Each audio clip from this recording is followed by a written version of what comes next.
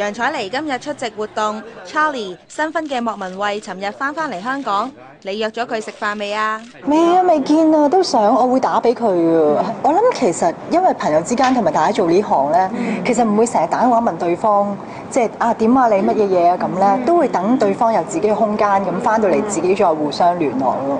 係啊，咁我會再打俾佢去祝賀佢咯。既然佢翻咗嚟啦。咁多朋友都結咗婚，你真係冇諗過要結婚咩？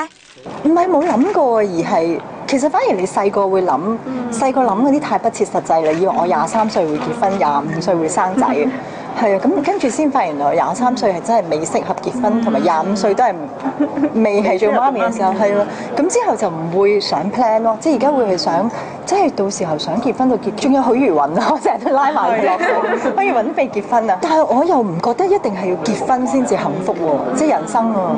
即係我今日先喺微博有寫，我寫話其實真係唔係淨係結婚，即係唔係淨係愛情咯。我覺得友情親情都係令我覺得幸福嘅事。咁買嘢又係唔係能夠令你幸福嘅事呢？即係我去到邊度我都係會抽時間一定 shopping， 即係衫未必買，但我一定會去個超級市場。咁跟住屋企個雪櫃啊，就算你點飛法都好咧，即係我飛嚟飛去都咧，我永遠第一件事就係要將個雪櫃整到滿好多嘢，你好有安全感，因為真係唔摸得啊。萬聖節啱啱過咗 ，Charlie 話以前年萬聖節都係同 Gigi 喺屋企慶祝。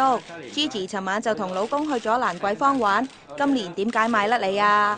今年係唔係做嘢？我又做嘢，佢又做嘢，我哋唔會飛得大家，係只不過佢會攜伴一齊出席啫。佢好開心啊！其實佢而家，我哋好想辦一次佢結咗婚之後，成班人聚會。